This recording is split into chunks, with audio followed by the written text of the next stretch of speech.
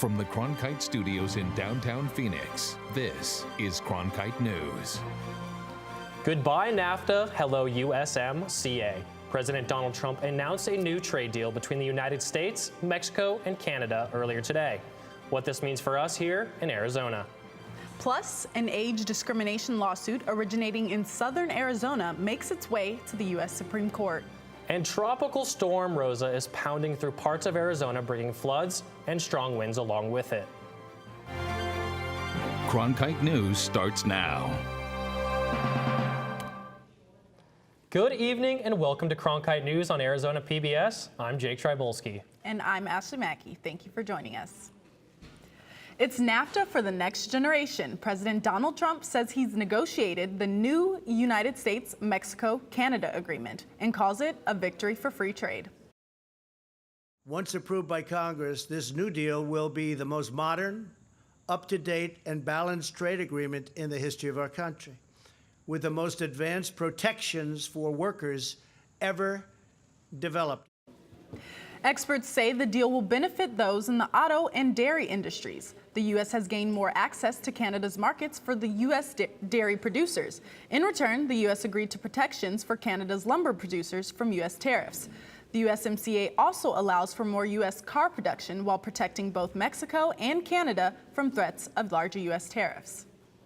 So what does this new trade deal mean for Arizona? Cronkite News reporter Abdel Jimenez talked with economic leaders here in the Valley. This new trade deal has more to offer than just a change in name. State financial leaders say several industries here will be able to tap into the economic benefits, as well as preventing a potential crisis for Arizona with Canada. The impact of the new trade deal between the U.S., Mexico, and Canada is wide-ranging. Arizona leaders say this pact will help local businesses continue to work and strengthen the relationship with both our neighbors to the north and south. This agreement doubles the amount that we could send into Mexico without any sort of regulatory barriers. Arizona Hispanic Chamber of Commerce Vice President Monica Villalobos says the aviation industry is popular for Hispanic business owners within the state, and it's one area she says will see direct benefits. Manufacturing is going to be the area for Hispanic businesses that is impacted the most by this agreement. As I said, perhaps not as much on the auto side, but certainly on the aviation side. Agriculture is another of Arizona's biggest industries, and one sector that will be directly impacted by this new trade deal. Some business owners say they're excited by the agreement and the possibilities it may bring. I'm just very pleased. As a Southern Arizona businessman, I'm very, very pleased with how things have come out, and we're very encouraged going forward. And you'll start to see a lot more direct foreign investment. Despite this kind of optimism surrounding the new deal, it can't be signed just yet. There is a 60-day review period in Congress during which representatives can suggest revisions. In the Broadcast Center, Abdel Jimenez, Cronkite News. Majority Leader Mitch McConnell says the Senate will vote this week on Brett Kavanaugh's nomination to the Supreme Court. That's after the White House gave the FBI the authority to conduct a week-long investigation into sexual assault allegations. Trump said he wants the investigation to be comprehensive but done quickly because it is unfair to Brett Kavanaugh, his wife, and children. Arizona Senator Jeff Flake asked for a week-long FBI investigation last Friday after a day full of testimony from accuser Christine Blasey Ford and Kavanaugh himself. We certainly want the FBI to do a real investigation, and we are working to make sure that that happens. I've had discussions, many yesterday, with my colleagues, with the White House counsel's office. My staff is following up as well. I had one of those conversations just 5 minutes ago to make sure that that any current credible allegation that has been made is fully investigated. In a 60-minute segment aired yesterday, Flake said Kavanaugh's nomination would be over if federal investigators determined he lied. Meanwhile, the 8 members of the Supreme Court started their new term today, and one of the cases is based on a complaint from 2 former Arizona firefighters. Cronkite News reporter Lillian Donahue was at the court this morning. The High Court is seeing 2 new cases today on its first day of hearings, one from Arizona on age discrimination. They may have had to do a layoff, but they didn't need to pick the two oldest employees and lay them off. Tucson attorney Don Awerkamp initially handled the case of John Guido and Dennis Rankin, captains in the Mount Lemmon Fire District, who were the oldest firefighters in the department when they were laid off in 2009. They say that it violated the Age Discrimination Act, but the fire district says it's too small for the law to apply to it. The way we read it, they have to have at least 20 employees to be subject to any kind of liability under the Act. They read it very differently, and they say that when it comes to public employers, like fire districts, etc., there is no employee threshold. The Ninth Circuit Court of Appeals agreed with the firefighters, saying the Age Discrimination Act applies to small government agencies, something Awerkamp says he expects the Supreme Court to uphold. What this does is it requires government entities to not discriminate on the basis of age, no matter how many employees they have. But the Ninth Circuit ruling is currently the outlier. 4 other circuit courts have ruled that small government agencies are not subject to the law. Awerkamp says he does not expect a ruling in the Mount Lemmon case for another few months. In Washington, Lillian Donahue, Cronkite News. Even if Kavanaugh is approved, he would have no part in the Mount Lemmon case because he was not on the bench for today's arguments. If the current 8-member court ends up evenly split on its decision, that would let the Ninth Circuit ruling stand in favor of the firefighters. Also today, the U.S. Supreme Court denied a review of a case centered on uranium mining around the Grand Canyon. It's a debate we've been tracking for years here at Cronkite News. The Obama administration put about 1 million acres near the national parks off limits to new mining claims in 2012. Environmentalists and the neighboring Havasupai community are concerned that the mining could contaminate major water sources. The National Mining Association says the ban is unwarranted and makes the U.S. even more dependent on imports. But some say the fight isn't over and the Trump administration could end the mining ban through a different type of challenge instead.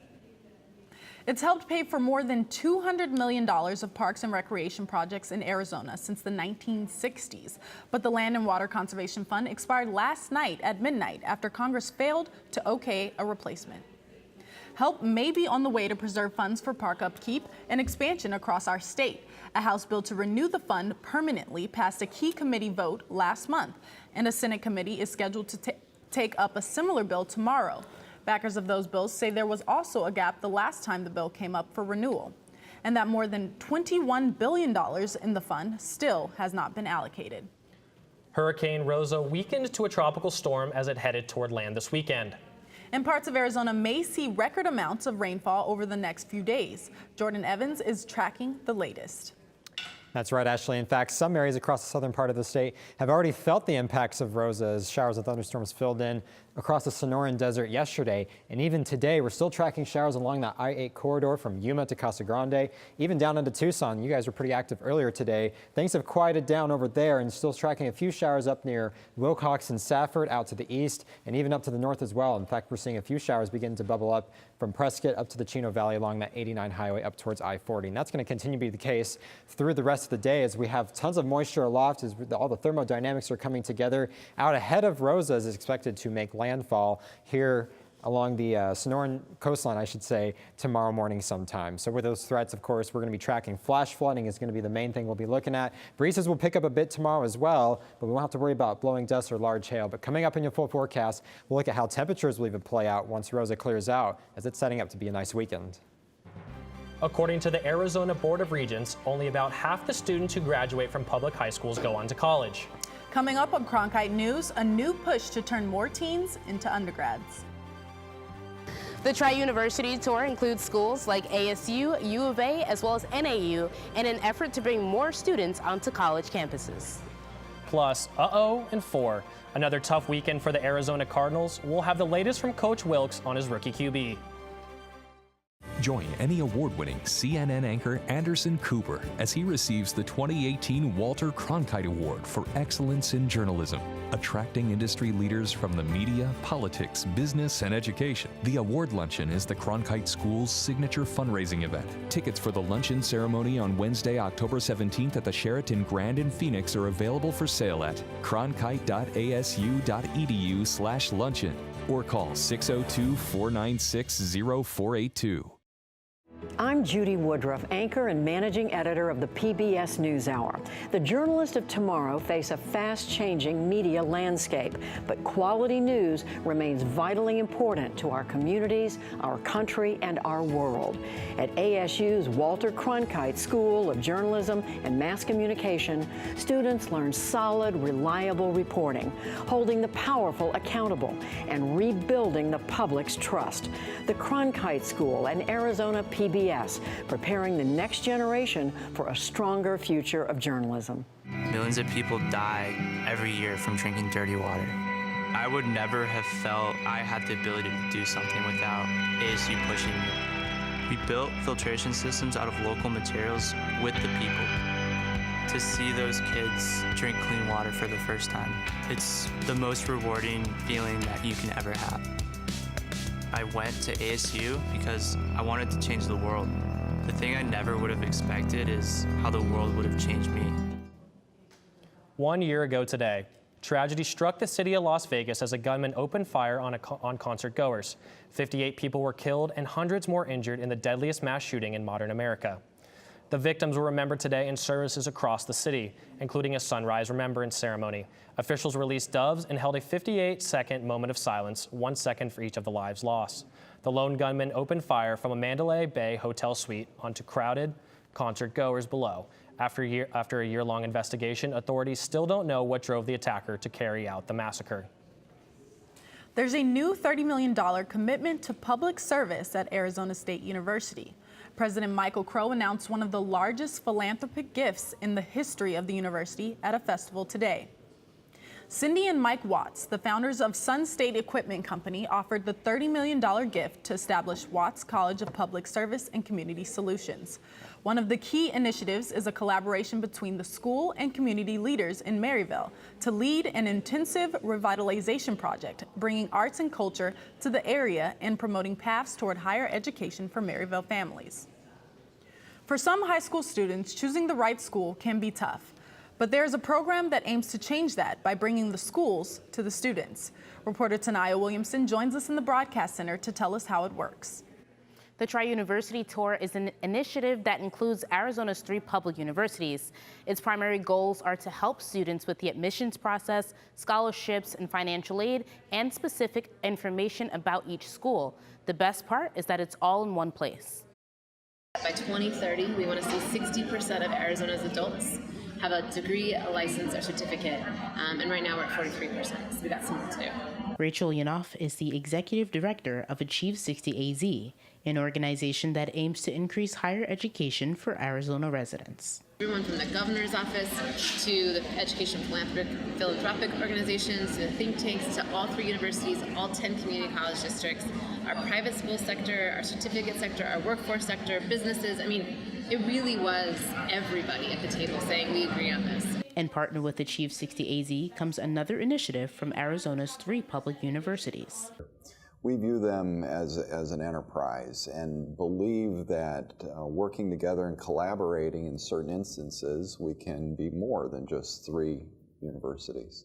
And the Tri-University Tour reflects that. Students are welcomed by all 3 of Arizona's public universities under one roof. Students like senior Sylvia Soto were happy to learn more about the application process. And I learned more about the housing, the tuition aid, and basically what's unique to each university. The universities travel to different locations throughout the state to provide students with information without having to travel to each school. Senior Angela Esparza was especially happy for such convenience. It's really beneficial because you kind of get to ask questions all in one place. So you don't have to email NAU, email U of A. If you want to learn from all of them, you get to learn from them all in one place. The Tri-University Tour offers both community and district events ranging in cities from Phoenix to Yuma. The Tri-University Tour has held 23 events this year. The next event will be held on October 4th at Yuma Catholic High School. In the Broadcast Center, Tanai Williamson, Cronkite News. You may be thinking you are recycling correctly. However, the City of Phoenix is here to tell you otherwise. We will show you how Phoenix residents are getting evaluated on what they can and cannot recycle. And Tropical Storm Rosa is still on track for Arizona later this week. We'll look at those impacts coming up in your full forecast. As journalists at Cronkite News, we report on stories that matter to you by focusing on the local impact. We dig deeper and work tirelessly to keep you informed. Live in Wickerburg. Live in Los Angeles. In Cleveland, in Washington, in Louisville. From Jerusalem. Live in Philadelphia. From around the world to right here in Phoenix. At Cronkite News, we report the facts and stick to the truth. I'm Ted Simons, host and managing editor of Arizona Horizon. The 2018 election season has arrived. Join us for primary and general election debates.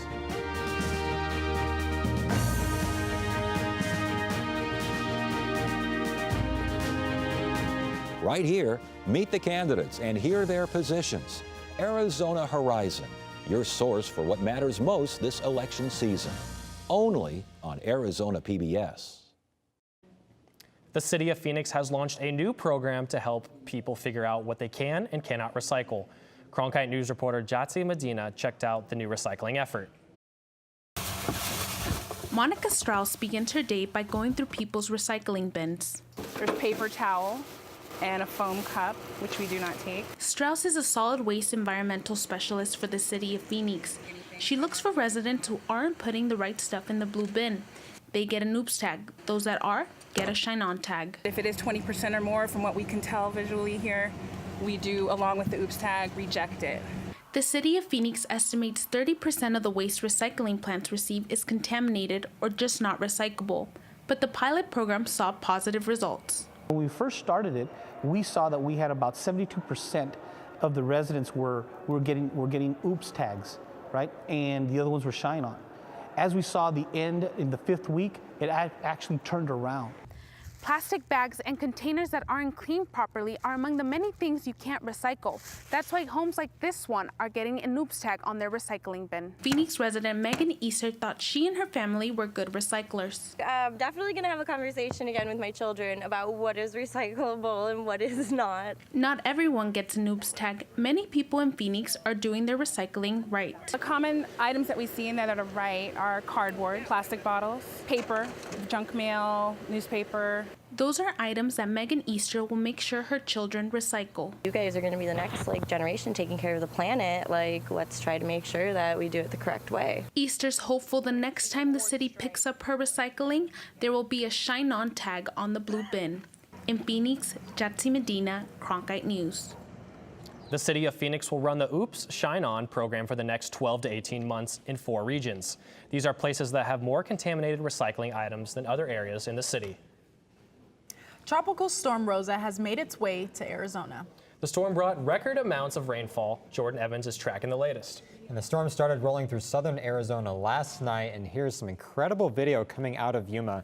This is just showing you several inches of water have filled the streets down there, creating pretty hazardous driving conditions. And the storms, they'll continue through the rest of the week, as we can see as we look at Doppler radar. In fact, we are still tracking some showers and thunderstorms down to the south along the I-8 corridor. In fact, this was really active earlier today around Tucson, where they saw quite a bit of lightning and thunder down there out ahead of Rosa. But this is the big cluster that we're tracking, as it's still in Baja California, tracking up towards Sonora and eventually into Arizona. So we'll put this into Futurecast, of course, and we'll show you what this could look like as we head into the rest of the week. We'll track Rosa, I should say, is it will make a landfall in Baja California later tonight, and then a second landfall just to the west of Puerto Penasco tomorrow morning. And that's when we'll see a lot of the heaviest rain begin to fill in from Tucson to the valley, and then areas up to the north and Flagstaff. And then that will continue to be the case even into Wednesday. The rain will be with us on Wednesday, all before drying things out as we head into Thursday afternoon. So what could this look like in terms of rainfall totals? Well, we're still tracking about 2 to 4 inches coming in from areas from the Flagstaff down to the valley, as well as areas down towards Yuma along that international border. Lighter amounts down to Tucson as well as in Flagstaff, about 1 to 3 inches. But the main thing we want everyone to know is that flash flooding will be the main issues. So if you encounter any flooded roads, turn around and don't drown. That's what we want everyone to understand. And also tomorrow, breezes will pick up in the morning, as we can see winds howling out of the south at about 20 to 25 miles an hour. And then those winds will continue to back off as we head in through the evening. But talking temperatures now, we're going to keep things pretty cool here in the 70s through the rest of the night. And even tomorrow morning, we won't cool off that much because highs tomorrow are only going to rebound into the 80s here in Phoenix. In fact, not all the valley communities making it into the 80s tomorrow. And then highs across the state tomorrow will be pretty cool up in Flagstaff at 57, 64 in Payson, 68 in Sedona, and 66 degrees in Prescott for tomorrow. For Phoenix and areas out to the west, we'll hit a high tomorrow, I should say, in the upper to mid 80s, and then down in Tucson, 84 degrees for a high tomorrow. And for the 7-day forecast, I should say, 86 on Wednesday, 85 on Thursday, with plenty of sunshine returning Friday and Saturday. And then look at these high temperatures heading into next week, and we're going to keep things below average Saturday and Sunday, with those highs heading down into the 70s and those low temperatures even down into the low 60s. In the Cronkite Weather Center, I'm Jordan Evans. Arizona Cardinals head coach Steve Wilks says he's giving the Seattle Seahawks a lot of credit in handing a tough loss to the Redbirds. But he's moving forward and opening up new opportunities for rookie quarterback Josh Rosen to take charge. The Cardinals dropped to 0-4 on the season yesterday, but Rosen finished the game with 180 yards, 1 touchdown, and no interceptions. And today, Wilks says there are still possibilities for the team to find its rhythm, and that starts with a boosted morale on the field. I think a lot of it came from Josh, but also I think we got a lot of veteran leaders in that locker room that understand that there's a lot of football left. When we start talking about 4 quarters of ball, very disappointed being 0-4. We didn't expect to be here. That wasn't the expectations, but, we can turn it around. The Cards play the 49ers on the road next Sunday. Gila River Arena was one of the first venues in the Valley to become a certified sensory inclusive facility. And this week, Talking Stick Arena and the Phoenix Zoo are following suit. Gila River Arena worked in partnership with a nonprofit called Culture City to provide bags filled with goodies to help eventgoers with sensory needs enjoy concerts and games. In the bags are things like headphones to help people who have trouble with loud events, and even a feel card to help those who are nonverbal to share their emotions and needs. If you'd like to learn more about these inclusive efforts, you can check out our social channels or go to cronkitenews.azpbs.org. Murals around the city are often a refreshing sight to see. And if you've ever been interested in creating your own art, this may be your chance to get involved. Coming up on Cronkite News, a local muralist shares his artistic skills with members of the community. I'm Matt Berry, ESPN Sports Center anchor and graduate of ASU's Walter Cronkite School of Journalism and Mass Communication. With its bachelor's and master's degrees in sports journalism, the Cronkite School is preparing the next generation of sports journalists to tell stories that matter, stories that excite, inspire, and inform. Cronkite immerses students in covering sports at all levels in one of the country's top sports markets. It's this hands-on experience under the guidance of award-winning sports media veterans that shape the top journalists of tomorrow. Here at Cronkite News, we have producers who craft shows that make an impact on our community. Our broadcasts allow students to be involved in all levels of production, from producing to directing. We are guided by highly respected professionals who mentor the journalists of tomorrow. From technical directing to teleprompting and beyond, our production crew works tirelessly to produce meaningful and award-winning shows. We are Cronkite News on Arizona PBS. By the year 2050, there will be more plastic in the ocean than fish. Before Professor Halden, I had an insane amount of passion, but I almost felt helpless because I didn't know how to use it. Professor Halden gave me a chance to make a difference. Being at a place like ASU allows you to take these big leaps. Ultimately, the biggest problems in the world cannot be solved alone. Giving back to the community through art. Cronkite News reporter Jennifer Alvarez talked to a muralist in Phoenix who is hoping to inspire the next generation of artists. From Los Angeles to Phoenix, Francisco Garcia always loved art. But it wasn't always easy. Growing up, he wasn't encouraged to pursue art. My teachers would tell me, Francisco, why are you doing art? That's never going to take you anywhere. You're never going to do anything with that. His schools didn't have access to art supplies either. All we had was like pencils. And by the time that I got to high school, I got introduced to Painting graffiti with spray cans, how cool is that, going from like pencils to spray cans? And once he picked up a spray can, he never put it down. Started doing a little bit of graffiti. I did paint illegally at some point. And when he got in trouble with the law, Garcia's life was turned around when he got the chance to paint a mural as part of his community service. I realized that I love to work with the community, so that's when I decided to travel, paint, and help people. When I'm painting, I just forget about everything and my surroundings and my life, and it's just me and the wall. You're just like flowing with it, and it's like poetry. Now, Garcia teaches art workshops in schools, businesses, and nonprofits to inspire young artists. I work with young people that range from places of like domestic violence or unaccompanied minors, incarcerated youth in India, youth with autism. I try to teach them a little bit about identity, culture, history, and try to inspire them to be proud of where they come from, because I feel that once we know where we came from, then we'll know where we're going. He not only strives to inspire, but also to empower through his art.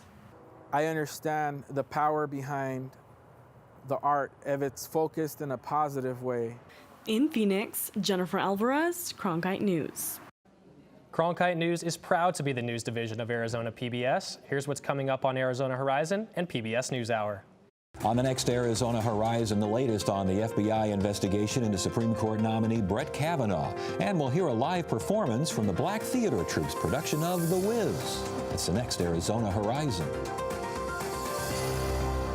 I'm Judy Woodruff. On the next NewsHour, the Supreme Court returns to the bench with 8 justices as Brett Kavanaugh's confirmation hangs in the balance. That's Monday on the PBS NewsHour. That's it for Cronkite News tonight. Thank you for joining us. For top Arizona stories anytime, go to cronkitenews.azpbs.org.